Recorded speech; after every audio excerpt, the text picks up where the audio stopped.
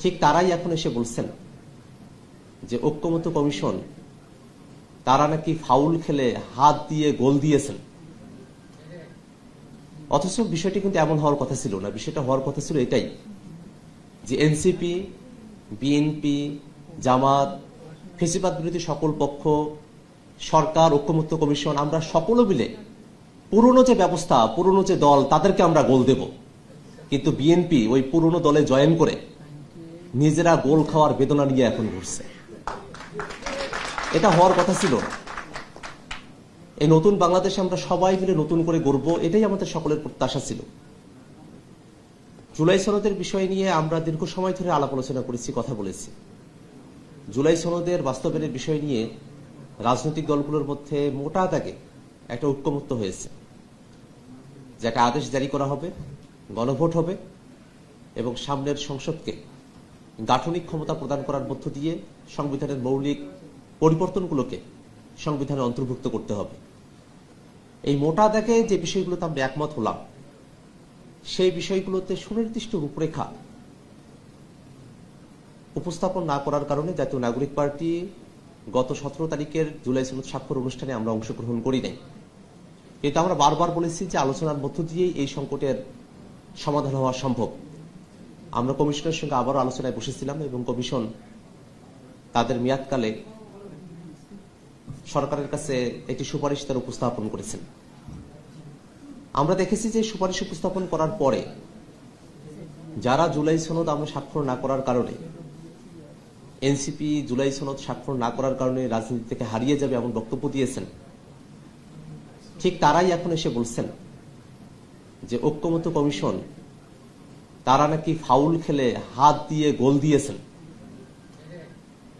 অথচ বিষয়টি কিন্তু এমন হওয়ার কথা ছিল না। বিষয়টা হওয়ার কথা ছিল এটাই যে এনসিপি, বিএনপি, জামাত, ফেসিবাদ বিরোধী সকল পক্ষ, সরকার, ঐক্যমত্য কমিশন, আমরা সকলে মিলে পুরনো যে ব্যবস্থা, পুরনো যে দল, তাদেরকে আমরা গোল দেব। কিন্তু বিএনপি ওই পুরনো দলে জয়েন করে নিজেরা গোল খাওয়ার বেদনা নিয়ে এখন ঘুরছে। এটা হওয়ার কথা ছিল না। এই নতুন বাংলাদেশে আমরা সবাই মিলে নতুন করে গড়ব, এটাই আমাদের সকলের প্রত্যাশা ছিল। এই বাংলাদেশে 24-এর যখন অভ্যুত্থান হয়, সেই অভ্যুত্থানের সময়কালে মানুষের প্রত্যাশা শুধু এতটুকুই ছিল না যে হাসিনার রেজিমকে মানুষ উৎখাত করবে এবং আগেকার মতো করে দেশটা চলতে থাকবে, এতটুকু শুধু মানুষের প্রত্যাশার জায়গা ছিল না। কারণ মানুষেরা দেখে এসেছেন যে এই বাংলাদেশের সংকট যেমন নেতৃত্বের সংকট, তেমন ব্যবস্থারও সংকট। শুধুমাত্র নেতৃত্বকে পরিবর্তন করে ব্যবস্থাকে টিকিয়ে রেখে বাংলাদেশের গুণগত পরিবর্তন করা সম্ভব নয়। সে কারণে মানুষেরা সেই সময়টাতে দেশটাকে যারা চালাতেন, সেই স্বৈরাচারী শেখ হাসিনার যেমন পরিবর্তন চেয়েছে, পুরনো যে ব্যবস্থা সেটা তো তারা পরিবর্তন চেয়েছে। আমরা জুলাই সনদের মধ্য দিয়ে সেই পুরনো ব্যবস্থা থেকে পরিবর্তনের জন্য একটা জায়গা পর্যন্ত আমরা উত্তীর্ণ হতে পেরেছি। আমরা কিন্তু সবটা পুরনো ব্যবস্থার সবকিছুকে আমরা কিন্তু উৎখাত করতে পারি নাই, এটা আমাদের সকলের ব্যর্থতার জায়গা। কিন্তু যতটুকু আমরা অর্জন করেছি জুলাই সনদের মধ্য দিয়ে, ঠিক ততটুকু যদি বাংলাদেশে বাস্তবায়ন করা না হয়, ততটুকু যদি বাংলাদেশে বাস্তবায়নের পথে একটা অন্তরায় তৈরি করা হয়, তাহলে এত মানুষের জীবন দেওয়া, এত মানুষের রাজপথে আসা, রক্ত দেওয়া এবং এত দীর্ঘদিনের আমাদের প্রত্যাশার জায়গা, সব কিছুতে একটা গুড়ে বালি পরিস্থিতি তৈরি হবে। আমরা এমনটা আর চাই না। সরকার গত সপ্তাহে রাজনৈতিক দলগুলোকে নিজেদের মধ্যে আলাপ আলোচনা করার জন্য 1 সপ্তাহ সময় বেঁধে দিয়েছিলেন, সে সময় শেষ হওয়ার পথে। কিন্তু আমরা দেখেছি যে সরকার আসলে তাদের যে কর্তব্য, যে ম্যান্ডেটের ভিত্তিতে তারা ক্ষমতাপ্রাপ্ত হলেন, যে তারা সংস্কার বাস্তবায়ন করবেন এবং সংস্কার বাস্তবায়ন করবেন জন্যই এ সরকারটা তত্ত্বাবধায়ক সরকার না, একটা অন্তর্বর্তীকালীন সরকার। সেই দায়িত্বের জায়গাটা সরকার হয়তো ভুলে বসেছে। কেননা তারা এখন শুধুমাত্র নির্বাচন এবং নির্বাচন কিভাবে আয়োজন করা যেতে পারে এবং তারা কিভাবে নির্বাচন দিয়ে নিজেরা দায়িত্ব থেকে অব্যাহতি পেতে পারেন, সেই ধরনের একটা পথ খোঁজার চেষ্টায় তারা রয়েছেন। কিন্তু এই সরকার যখন গঠন করা হয়, তখন কিন্তু আলাপটা এই জায়গায় ছিল না। এই সরকারের অন্যতম বড় কর্তব্যের জায়গা বিচার, সংস্কার এবং নির্বাচন। যদি সংস্কারের বিষয়টাতে সরকারের তরফ থেকে কোনো ধরনের গাফিলতি দেখা যায়, তাহলে সরকার যে তার ম্যান্ডেট থেকে চ্যুত হয়েছেন এটা জনগণের কাছে দিবালোকের মতো স্পষ্ট হয়ে উঠবে। তো আমরা সরকারের কাছে আহ্বান জানাবো, আপনারা যে ম্যান্ডেট নিয়ে ক্ষমতায় বসেছেন সেই ম্যান্ডেটের অন্যথা আপনারা করবেন না। জনগণের পক্ষে থেকে জুলাই সনদ বাস্তবায়নের জন্য কার্যকর পদক্ষেপ আমরা অতি দ্রুত সময়ের মধ্যে আপনারা গ্রহণ করেছেন সেটা আমরা দেখতে চাই।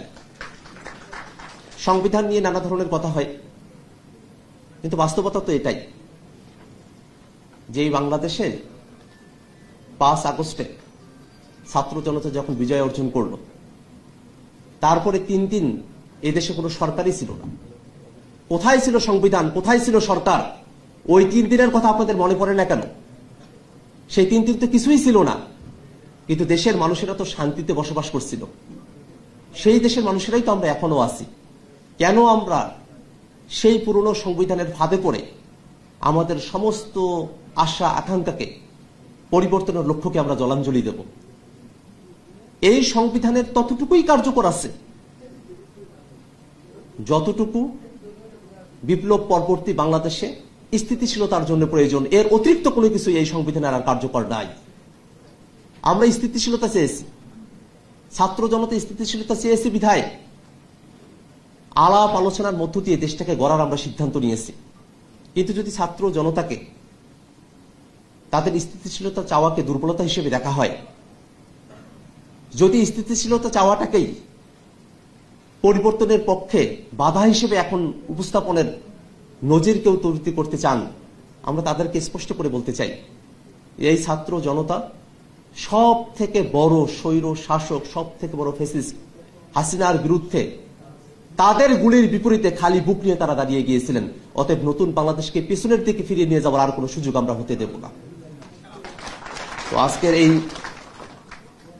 আলোচনা সভা থেকে আমরা সরকারের কাছে বিনীতভাবে অনুরোধ করব, রাজনৈতিক দলগুলোর দিকে সংস্কারের বিষয়বস্তুকে আর ঠেলে দিবেন না। রাজনৈতিক দলগুলো আমরা আলাপ আলোচনা করেছি, ঐকমত্য কমিশন সিদ্ধান্ত গ্রহণ করেছে, সেই সিদ্ধান্ত অতি দ্রুত সময়ের মধ্যে বাস্তবায়ন করে বাংলাদেশে বর্তমানে রাজনৈতিক অঙ্গনে যে সংকটের জায়গা তৈরি হয়েছে সেই সংকট নিরসন করে বাংলাদেশের মানুষকে সামনের নির্বাচনে অংশগ্রহণের সুযোগটা তৈরি করে দিন।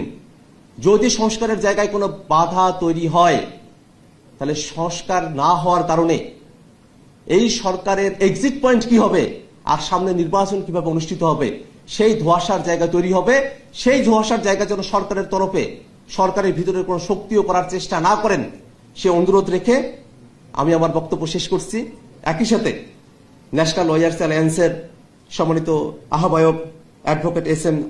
আজমল হোসেন বাচ্চু, সদস্য সচিব অ্যাডভোকেট মোহাম্মদ ইরশাদুল বারী খন্দকার মামুন সহ যারা নেতৃবৃন্দ আছেন, বিজ্ঞ আইনজীবীগণ আছেন, আপনাদের সকলকে শুভকামনা জানিয়ে নতুন এক বাংলাদেশে নতুন বিচার ব্যবস্থার জন্য আপনারা কাজ করবেন, বাংলাদেশের মানুষের কাছে ন্যায় বিচার পৌঁছে দেওয়ার ধারকবাহক হিসেবে এই ন্যাশনাল লয়ার্স অ্যালায়েন্স কাজ করবে, সে আশাবাদ ব্যক্ত করে আমি আমার বক্তব্য এখানে শেষ করছি।